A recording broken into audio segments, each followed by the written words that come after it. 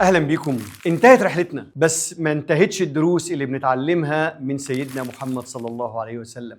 وهنا زي ما اتفقنا في بداية أول حلقة بنتكلم عن دروس في الإدارة، مش بنتكلم دروس في الدين أو دروس في القيم أو الأخلاق، لا احنا بنتعلم كمان من سيدنا محمد صلى الله عليه وسلم دروس في الإدارة. كانت رحلتنا في منتهى المتعة، في منتهى التشويق.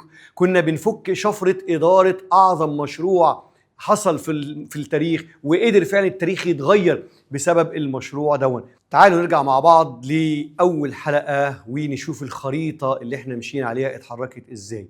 تعالوا نرجع لسنين قبل الهجرة نفسها، لما قررنا ان احنا نبدأ شغلنا مع بعض ودردشتنا مع بعض من العام ال11 من البعثة، العام اللي تلا العام او اللي كان بعد عام الحزن. شفنا سيدنا محمد صلى الله عليه وسلم في الميتنج بتاعه مع الستة اللي كانوا من يثرب، وازاي قدر يعمل ستيك هولدر اناليسيس سريعه للستة دول، وقدر يجادر عنهم انفورميشن عشان يحدد بالظبط هيبدا يطلب منهم ايه او يكلمهم في ايه. وزي ما شفنا لان هم ما كانوش قاده وما كانوش اصحاب قرار، فسيدنا محمد صلى الله عليه وسلم نزل بالاحتياجات بتاعته والكلام معاهم على قد اللي هم يقدروا يشيلوه او يستقبلوه. حكمه رائعه من سيدنا محمد صلى الله عليه وسلم، وراها ستيك هولدر اناليسيس رائعه. الستة رجعوا وبعدها بسنة وكانوا 12، وال12 دول برضو ستيك هولدر اناليسيس اتعمل لهم، ولقينا ان فعلا لسه ما يقدروش يشيلوا كل الطلبات اللي محتاجها سيدنا محمد صلى الله عليه وسلم، فاشتغل معاهم على بيعة بسيطة جدا وعلى طلبات بسيطة جدا، وبعت معاهم اول مهندس للتغيير، اول تشينج ايجنت، اول سفير حقيقي في الاسلام، وهو مصعب بن عمير. وشفنا قد ايه هو كان بيبني الانفراستراكشر، بيبني الكالتشر، قد ايه اختياره نفسه كمصعب بن عمير كان اختيار رائع، كان سيلكشن كرايتيريا ولا اروع ولا اقوى علشان اقدر احدد بني ادم يقدر يبني مجتمع كامل او يبدا يبني الانفراستراكشر لتغيير مجتمع كامل. عمل بايلوت بروجكت صغير جدا على مدار سنه، ورجع لسيدنا محمد صلى الله عليه وسلم بانسايتس كتيره، بانتليجنس انفورميشن، بتفاصيل كتيره. وال12 رجعوا بعدها بسنه 75 73 رجل وامرأتان. وهنا كانت البيعه الثانيه، البيعه اللي كانت عباره عن استراتيجيك الاينس بيتم ما بين سيدنا محمد صلى الله عليه وسلم والمبعوثين ال75 كلهم.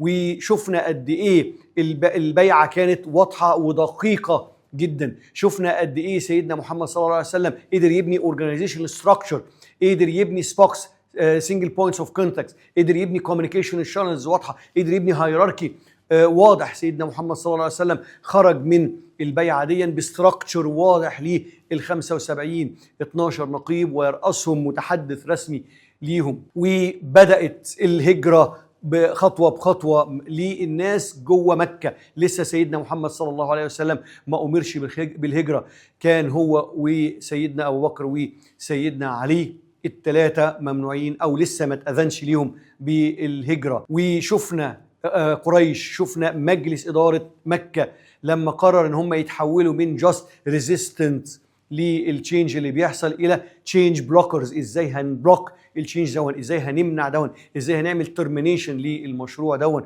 وشفنا قرارهم اللي اجمعوا عليه بعد الفوتنج باغتيال سيدنا محمد صلى الله عليه وسلم، ولكن الدعم الالهي كان موجود. الوحي نزل لسيدنا محمد صلى الله عليه وسلم وامره بالخروج. وشفنا قد ايه الشورت نوتس سيدنا محمد كان مطالب انه سيدنا محمد صلى الله عليه وسلم كان مطالب ان هو يحط البلان في اقل من 24 ساعه ويبدا تنفيذها. فيري شورت نوتس، اقل من 24 ساعه. تخيلوا تحت الضغط دون وتحت حجم التهديد دون ازاي القياده العظيمه دي تكون في الهدوء دون والثبات الانفعالي دون عشان تطلع بخطه مشروع بروجكت بلان ولا اروع، يطلع منها بدل الدرس 1000 درس ودرس. وشفنا الخروج من مكة، شفنا سيدنا محمد صلى الله عليه وسلم وهو بيعمل التيم فورميشن، شفناه وهو بيختار اللوجيستكس مانجر، شفناه بيختار الانفورميشن مانجر، شفناه بيختار اكسترنال اكسبرت عشان يساعده في تاسك معينه، شفناه وهو بيوزع الاساينمنتس، شفناه وهو بيرسم ويديزاين الاساينمنتس شكلها ايه. شفنا خروجه سيدنا محمد صلى الله عليه وسلم، بس لان المشروع دون فيه هاي انسرتينتي مش هندير المشروع فروم اي تو زد من اول مره، لا، خد ستيشن في النص، خد مايلستون في النص، خد 3 ايام جوه الغار. ال3 ايام دول ما كانوش هروب، ولكن دول ال3 ايام اللي قدر فيهم يعمل جاثرنج لانتليجنس انفورميشن. عنده انتليجنس اوفيسر وانفورميشن اوفيسر عمال بيجمع له الداتا والانفورميشن، بيشوف الوضع شكله ايه على الارض، بيعمل سيتويشن اناليسيز على ابديت الداتا وانفورميشن بتجيله يوم بيوم عشان يبدا يشوف التحرك اللي جاي هيكون شكله ايه. شفنا ريسك مانجمنت ولا اروع، شفنا التمويه، شفنا قد ايه ريسك ريسبونس بلاننج، شفنا قد ايه سيدنا محمد صلى الله عليه وسلم بيقرر ان هو يمشي في اتجاه الجنوب بدل ما يمشي في اتجاه الشمال. شفنا سيدنا محمد صلى الله عليه وسلم خلال الرحله وهو بيحول ستيك هولدر من ريزيستنت ستيك هولدر جاي عشان يفشل المشروع الى سبورتيف ستيك هولدر قادر يحمي ويساند المشروع. سراقه ابن مالك اللي تحول من شخص عايز يوقع المشروع، عايز يغتنم الغنيمه والمكافأة اللي حطاها قريش. شفنا سيدنا محمد صلى الله عليه وسلم لما وصل للمدينة، شفنا السيليبريشن اللي حصل، شفنا الاستقبال الشعبي اللي حصل لسيدنا محمد.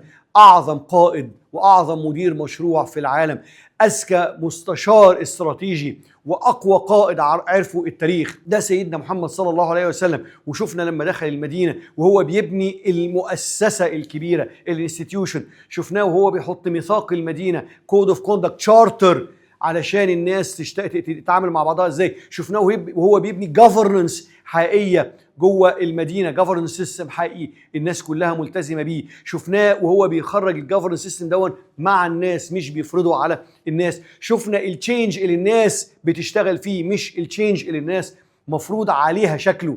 شفناه ايده بايد الستيك هولدرز اللي موجودين حواليه، شفناه وهو بيدير ازمات، شفناه وهو بيليد اندر بريشر لما كانوا قاعد في الغار والكفار واقفين على بعد خطوات، لو واحد بس منهم وطى كان هيشوفه هو سيدنا محمد صلى الله عليه وسلم ومعاه رفيقه سيدنا أبو بكر رضي الله عنه.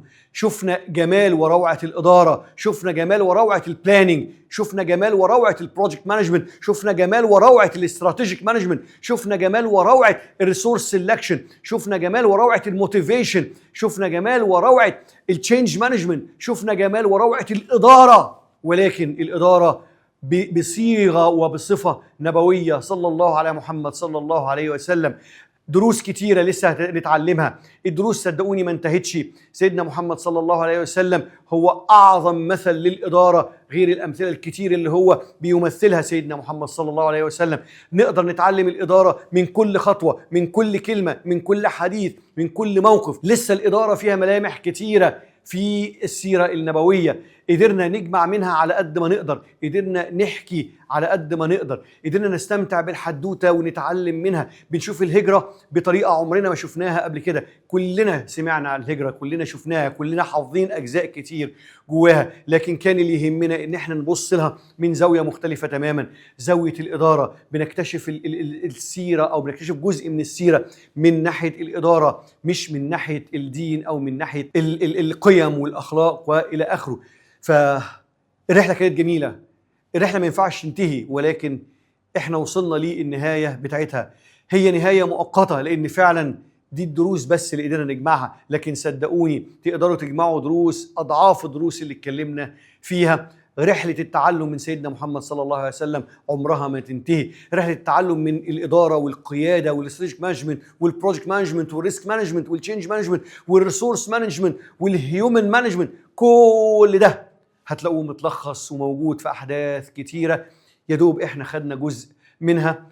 الحمد لله رب العالمين إن هو يسر لنا اللي إحنا وصلنا له، وإن شاء الله هنتقابل تاني وتالت ورابع في دروس في الإدارة من مصادر مختلفة. الإدارة هي حياتنا وحياتنا هي الإدارة، وخدنا بس جزء منها من أعظم مشروع تم في التاريخ، الهجرة بعيون الإدارة. شير الحلقة وشير الحكاية وشير البودكاست عشان نقدر نوصل الوعي لأكبر عدد ممكن حوالينا.